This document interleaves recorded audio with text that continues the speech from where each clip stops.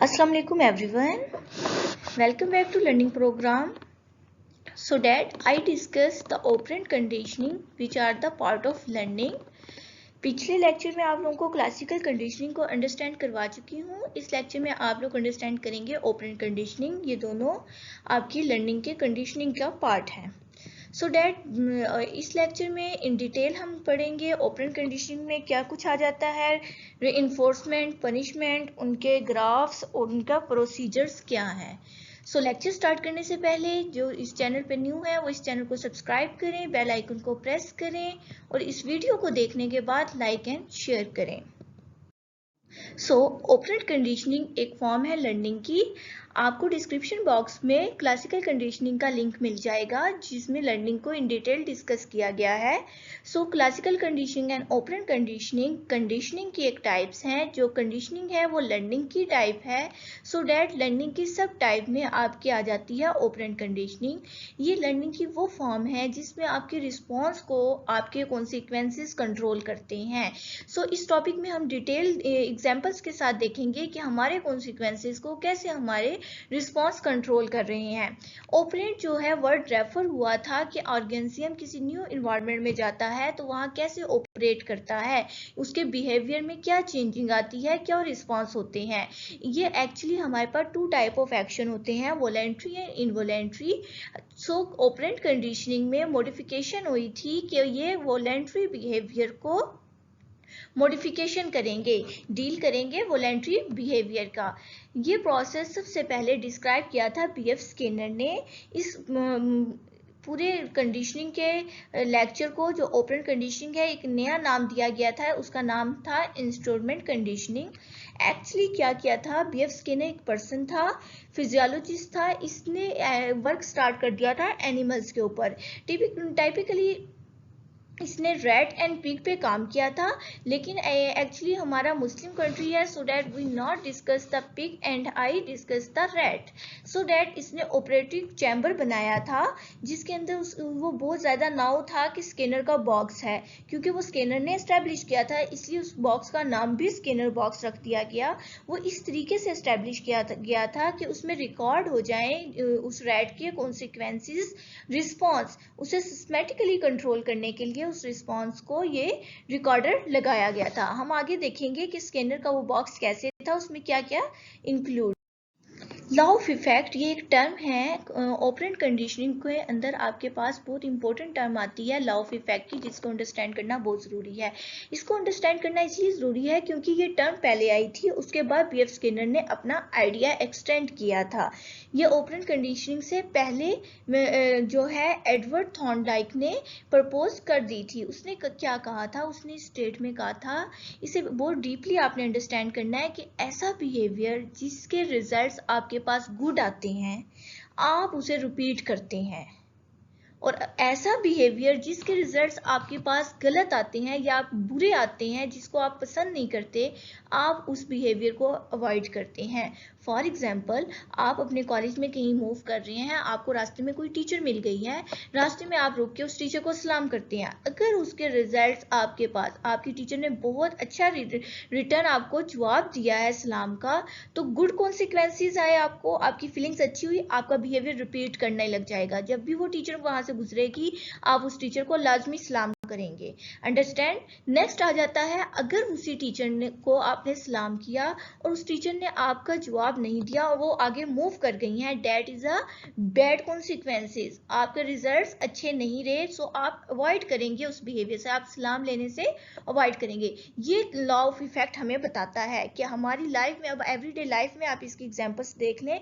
अगर आपके result CGPA बहुत अच्छा आता है, आपके अंदर एक न्यू स्ट्रगल्स आ जाती हैं कि मैं अगली दफ़ा इससे भी ज़्यादा अच्छे सीजीपीए लेने की कोशिश करती हूँ, सो डैट आप उसमें स्ट्रगल नेक्स्ट टाइम उससे ज़्यादा कर देते हैं. गुड कॉन्सिक्वेंसेस आपके बिहेवियर को रिपीट करने के मजबूर कर रही है. लेकिन अगर आपका सीजीपीए गलत आ जाता है, आपका क्या आता है, आप फौरन से लॉजिक देते हैं, साइकोलॉजी के टीचर्स अच्छी नहीं है, साइकोलॉजी का डिमांड नहीं है, स्कोप नहीं है, आप डिफेंस कर रहे होते हो. एक्चुअली ये बातें करके, आप सब बातें करके अपने आप को डिफेंस कर रहे हैं. ये डिफेंस मैकेनिज्म है, फ्राइड ने दिए हैं एक्चुअली हम इसको भी इन डिटेल इंशाल्लाह डिस्कस करेंगे, लेकिन इस डिफेंस मैकेनिज्म को यहाँ बताने का मकसद ये है कि हम बैड कॉन्सिक्वेंसेस से अवॉइड करने के लिए बिहेवियर को अपने आप कोई ना कोई डिफेंस कर रहे होते हैं। ये एक्चुअली एडवर्ड थॉर्नडाइक हमें बताता है कि हम हमारे कौन से कॉन्सिक्वेंसेस हमारे बिहेवियर को रिपीट करते हैं। 1930 में साइकोलॉजिस्ट आया था BF स्किनर, उसने ये आइडिया फिर एक्सटेंड किया।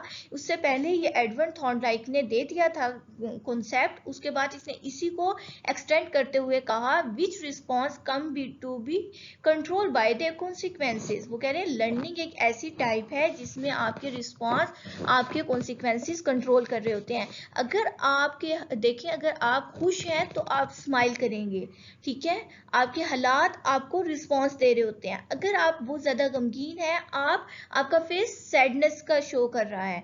अगर आपको बहुत ज्यादा कॉन्सिक्वेंसेस आपके बहुत ज्यादा गुस्से वाले हैं तो आपका face response is an angry.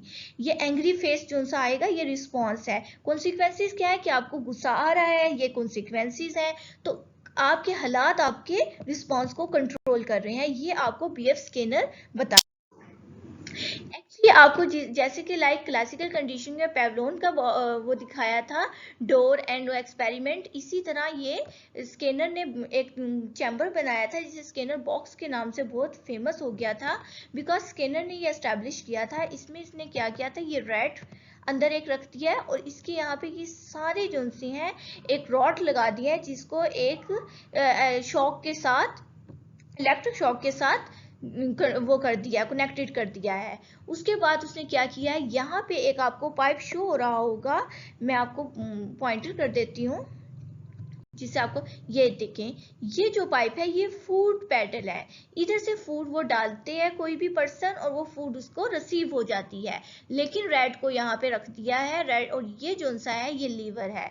इस लीवर को ये प्रेस करेगा तो इसे फूड मिलेगा, अगर इस लीवर को ये प्रेस नहीं करेगा तो इसे फूड नहीं मिलेगा। सो डैट ये एक्सपेरिमेंटल बॉक्स था। नेक्स्ट आ जाता है हमारे पास बेसिक प्रोसेस, जो कि क्लासिकल कंडीशनिंग से बिल्कुल सेम है। जैसे कि क्लासिकल कंडीशनिंग में अंडरस्टैंड किया था कि एक्विजिशन क्या होती है, आपका न्यू रिस्पॉन्स। अगर किसी स्टूडेंट ने इन बेसिक प्रोसेस को अंडरस्टैंड करना है, डिस्क्रिप्शन बॉक्स में लिंक है, उसमें से इसको अंडरस्टैंड। नेक्स्ट आता है रीइंफोर्समेंट, जो कि इंपॉर्टेंट टर्म है ऑपरेंट कंडीशनिंग की। रीइंफोर्समेंट क्या होती है, ये एक्चुअली आपके रिस्पॉन्स को इंक्रीज करने के लिए, किसी भी ऑर्गेनिज्म के रिस्पॉन्स को इंक्रीज करने के लिए उसके कॉन्सिक्वेंसेस को देखती है। 2 टाइप्स आती हैं हमारे पास, पॉजिटिव एंड नेगेटिव। आपने जैसे ही आपने रेड को यहाँ पे रखा और उसने लीवर को प्रेस कर दिया, आपने उसको रिवार्ड में क्या दिया, फूड दे दिया। फूड देने से अब उसकी टेंडेंसी जो सी है वो इंक्रीज होगी, वो बार बार लीवर को प्रेस करता जाएगा क्योंकि उसे फूड मिल रहा है। अगर नेगेटिव रीइंफोर्समेंट में आप देखें, अगर उसने लीवर को प्रेस किया तो आपने जो सा है, जो इलेक्ट्रिक शॉक आप दे रहे हैं वो आपने ऑफ कर देना है कि इलेक्ट्रिक शॉक नहीं उसे लगाना। सो डैट उसके जो सा रिस्पॉन्स है वो भी इंक्रीज होगा कि मुझे इलेक्ट्रिक शॉक नहीं पड़ रहा और मुझे खाना ही मिल रहा है, जिससे उसके कॉन्सिक्वेंसेस इंक्रीज हो जाएंगे। So that positive reinforcement and negative की डेफिनेशन क्या बताती है, आपने किसी भी रिस्पॉन्स को जब स्ट्रेंथफुल करना होता है आप रीइंफोर्समेंट यूज करते हैं, आप उस रिवॉर्ड को ऐड कर देते हैं, तब पॉजिटिव होता है। अगर आप उसके अनप्लीजेंट, जो उसको पसंद चीज नहीं है, उसको रिमूव कर देते हैं, that is a negative reinforcement. Positive में कैसे, आपकी एवरीडे लाइफ में आपके गुड ग्रेड, आपकी टीचर आपको चॉकलेट दे देती है, that is a positive reinforcement. अगर आपकी टीचर आपको बहुत ज्यादा होमवर्क दे रही है, वो होमवर्क नहीं देगी, that is a negative reinforcement. मतलब आपको जो चीज पसंद नहीं है वो आपकी लाइफ में से निकाल देना, that is a negative reinforcement. और आपकी लाइफ में वो चीज दे देना जो आपको पसंद है, that is a positive reinforcement. दोनों से आपका बिहेवियर स्ट्रेंथफुल होता है। नेक्स्ट आता है पनिशमेंट, ये भी एक टर्म है ऑपरेंट कंडीशनिंग में। पनिशमेंट क्या होती है, आपके रिस्पॉन्स को वीक करने के लिए। देखिए सम टाइम क्या होता है, कहते हैं सम बच्चे होते हैं वो प्यार के से आप पढ़ाएं तो वो पढ़ लेते हैं, सम टाइम ऐसे होता है बच्चे को डांटना या मारना पड़ता है तो बच्चा तब स्टडी करता है। तो पनिशमेंट भी इसी तरह है कि सब बच्चों को आप रीइंफोर्समेंट से नहीं कर सकते, so that some time we use the punishment. Punishment में आपने जो आपको रिस्पॉन्स उसका पर्सन का या किसी एनिमल्स का या कोई भी आप एक्सपेरिमेंट कर रहे हैं वो अच्छा नहीं लगता, आप उसे वीक करना चाहते हैं, that you use punishment. Punishment की नेक्स्ट टू टाइप्स आ जाती हैं आपके पास। फर्स्ट वन आती है positive punishment like the reinforcement, and second one आती है नेगेटिव पनिशमेंट। पॉजिटिव पनिशमेंट में आप ऐसा स्टिमुलस ऐड करते हैं जिससे उसका रिस्पॉन्स कम होना शुरू हो जाता है। देखें, जैसे एक बच्चा काम नहीं कर रहा, आपने क्या करना है, उसे वन लेसन और दे देना है, ऐड कर दिया आपने। चीज ऐड करने से उसका रिस्पॉन्स कम होना शुरू हो जाएगा, अब वो क्या करेगा, वो काम करने लग जाएगा। नेगेटिव पनिशमेंट में क्या करना है, आपने उसके रिस्पॉन्स को रिमूव कर देना है। जो उसके पसंदीदा चीज़ है, जैसे कि बच्चों को आपने मोबाइल फ़ोन दे दिया है, आप उस बच्चे से मोबाइल खींच लें, उन्हें कहें ये स्टडी करें, तब आपको जो उनसे है ये रिटर्न होगा। That is a negative punishment.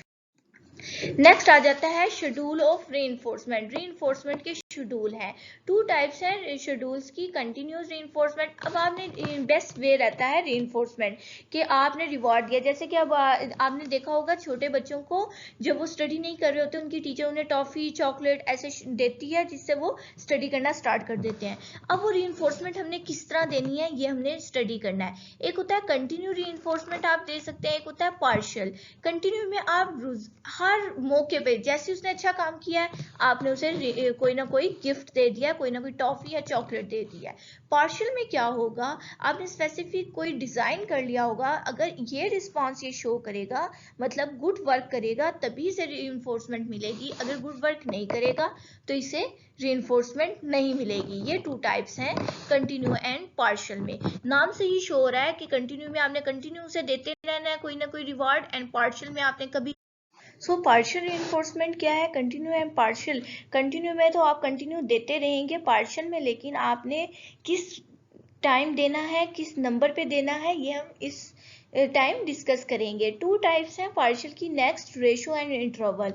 Ratio में एक्चुअली होता है नंबर, जैसे 1 2 3 10 12 लाइक नंबर, जितने भी आप मैथमेटिकल नंबर। इंटरवल में क्या होता है, आपने कोई ना कोई टाइम सेट कर दिया होता है कि इतने मिनट्स बाद आपको ये रिवॉर्ड मिलेगा, रीइंफोर्समेंट मिलेगी। फिक्स रेशो, फिक्स का मतलब आपने नंबर फिक्स करने हैं, रेशो नंबर को फिक्स कर देना है। जैसे कि आपने कहा है 10 टाइम बाद वो प्रेस करेगा, 10 दफा वो प्रेस करता रहेगा लीवर को, उसके बाद हर 10th टाइम पे उसे रीइंफोर्समेंट मिलेगी। अगर आपने नंबर फिक्स कर दिया है that is called fix ratio schedule.